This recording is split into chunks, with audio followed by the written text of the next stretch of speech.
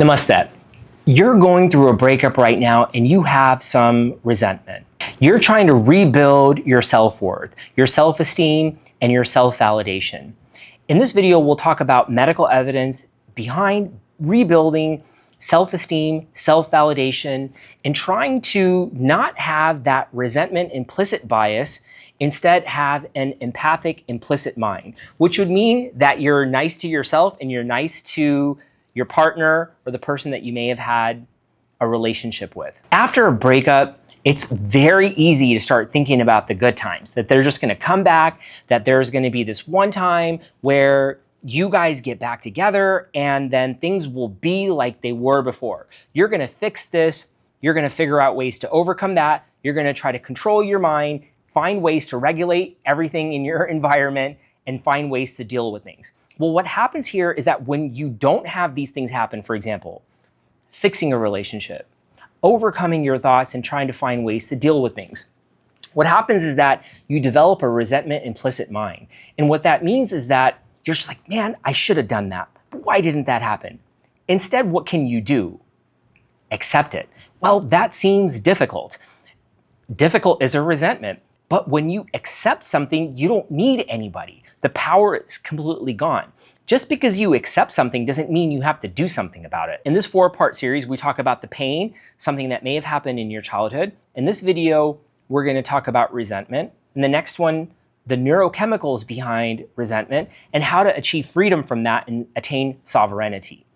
I'm Dhruva MD, a practicing board-certified family doctor. I recently went through a breakup. Well, if you call recently, shoot.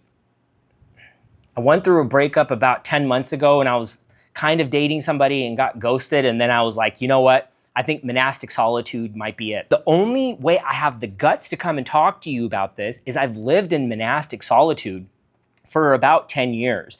During the initial part of that, my mom was schizophrenic. I didn't know her growing up. We only lived together for the last 7 years of her life. And she didn't want me to be in a relationship. She just wanted to spend time with me. We traveled all over the world. We went out to go to mom and son dates, go out to dinner on her birthday, on my birthday.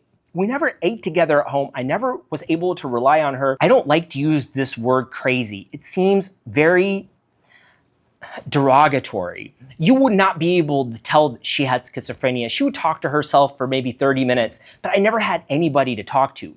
And I hated myself so much. My self-esteem was so low. I did not validate myself. I was looking for everybody else's opinion on who I was. I was like, look, there's something that's not right about this. And I just stayed by myself. During the initial years of monastic solitude, I did drink and I did smoke, which I considered were my best friends. But then I started doing cocaine by myself. I had a cocaine-induced manic episode, wound up in rehab. Sharing my story with you now, being sober for 7 years from alcohol, drugs, gambling debt, cocaine addiction. But the most important thing is that I don't hate myself anymore. Finally ready to share my journey through monastic solitude because I feel it'll help others. Throughout most of my breakups, I developed a lot of resentment. And mainly the resentment was towards myself, like I'm stupid, I'm dumb, I should have done something better. Less towards them. When I went through a breakup, slowly I stopped talking to people about it because I didn't want to hear these things. I didn't want to hear that you're a good person. Oh, you deserve better. I didn't want to hear that you'll find the right person. I didn't buy into those things. I'm like, I'm not sure if any of that exists.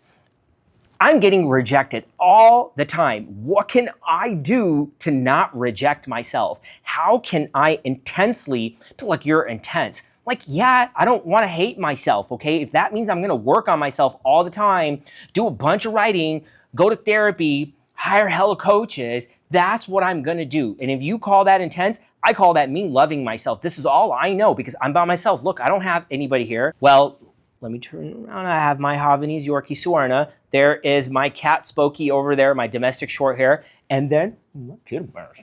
Ah, so cute. So cute. Ah.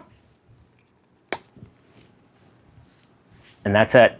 And I have my writing, and now I have YouTube where I can inspire you guys on my journey. Sometimes I feel that the absence of my mother could have also led to some of the things that I had happen in my relationships, where I would say that maybe what I would do is before you can reject me, I'll reject you.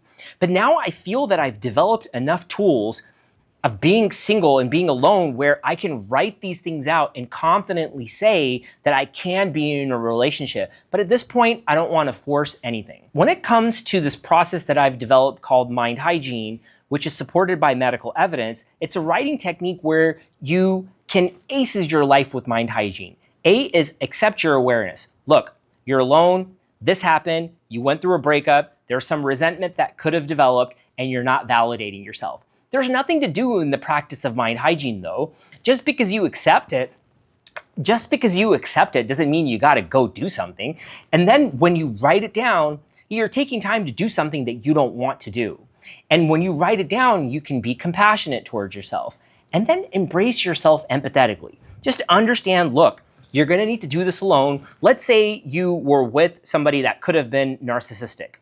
Well, let's say you're blaming, you're complaining, you're talking bad, you're being condescending, you're lacking empathy, you're saying they deserve it. That's narcissistic too. So what do you do in this situation? It's very easy. You just stay single. And until you can forgive yourself and you can, I don't like to talk about forgiving others. I just don't buy into that. I gotta know what I did. I don't wanna reject myself. I don't wanna hate myself. What can I do to understand myself and forgive myself instead of worrying about somebody else? What can I not do to reject myself? And let me understand that I need to do this by myself. And let me soften the process. Other people have done it. I've lived alone before. I've validated myself before. Granted, it could have been fleeting. Oh, hello there. You want a belly rub? Mwah. I've done it before. I can do it again. Other people have done it. I can do it too. Let me just hire the right coaches. Let me go to the right therapist. I don't need a cheerleader. I don't need somebody saying, you got this. I want somebody to tell me what I can do better. There was an actual mind hygiene study that was done on the power of self-belief through mind hygiene. I've seen over 135,000 patients in my career.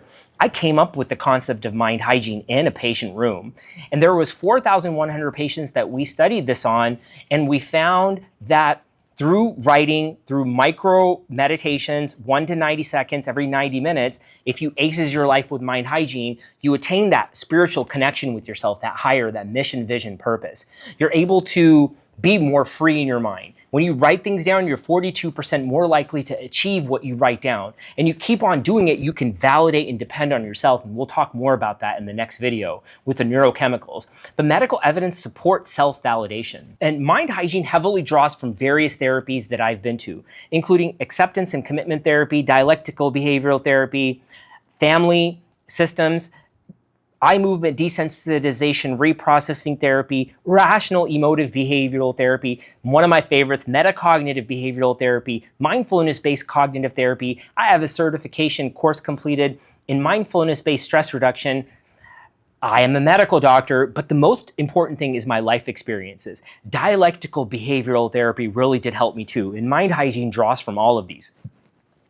A long-term study found that people who completed a year of dialectical behavioral therapy, note the year, reported lasting gains in self-development, emotional control, and healthier relationships even 2 years later. And this is where I would encourage you to develop your own mind hygiene, your own process, because when it comes to emotional control, I didn't believe in that.